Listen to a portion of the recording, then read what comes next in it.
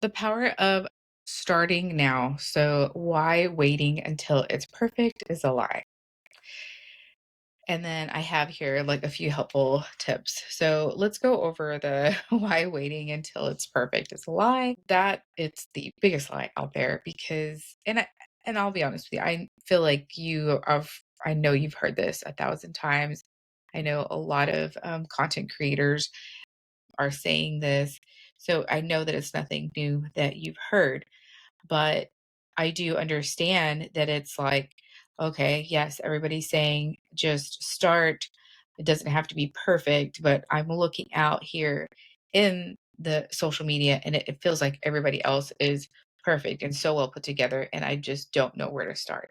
So I totally understand. And I understand that feeling because I too have been there. Even somebody who's been in the media industry for a very long time, um, it is different when it's you feel very vulnerable, you're putting yourself out here, you get scared of judgment.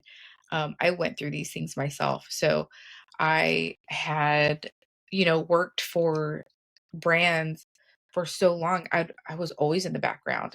My job was to make everybody look good, right? My job was to make the content and the designs and editing videos and editing all of these things to make sure that whatever brand that I was working for, that they looked their very, very best.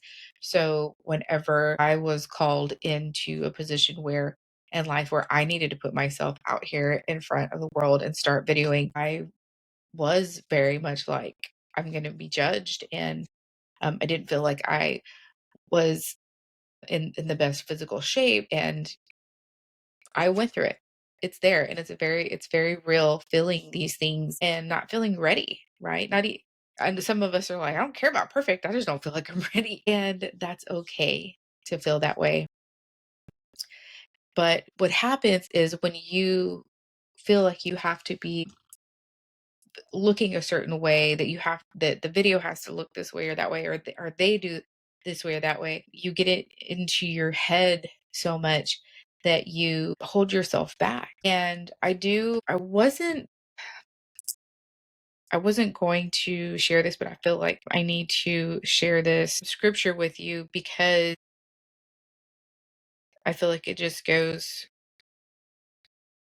with all of this. So whenever I was in a season of, well, not in a season, like I study scripture, but during this part of where I was in scripture, Jeremiah 17:5, thus said the Lord, cursed be the man that trusts in man and makes flesh his arm and whose heart departs from the Lord. Let me get the NIV version of this. That was not the version I was looking for. All right, here we go. Jeremiah 17:5 through 8. So this is what the Lord said. Cursed is the one who trusts in man, who draws strength from mere flesh, and whose heart turns away from the Lord.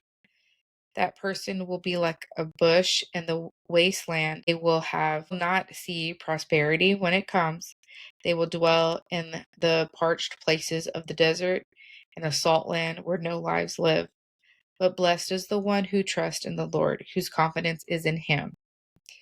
They will be like a tree planted by the water that sends out its roots by the stream.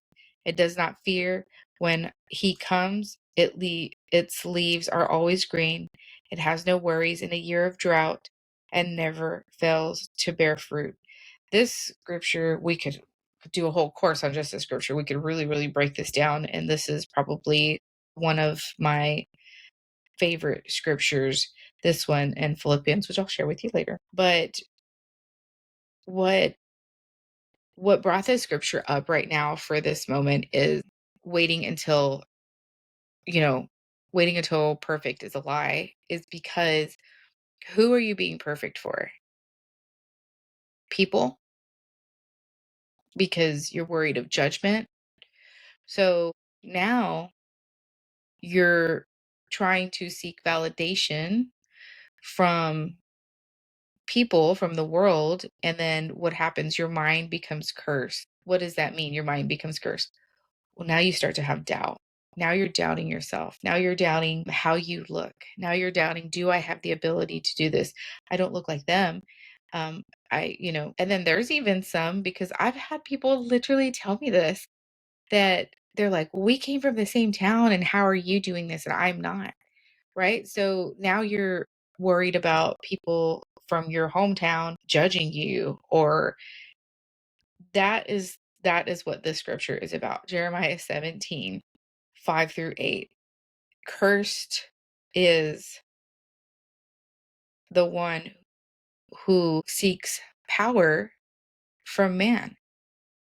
Your mind becomes cursed when you begin to focus on validation from men, from people. So just wanted to put that in here too, because waiting until it's perfect can go a lot deeper than what we think, right? So just wanted to really share that with you, because I really do, for me, that set me free.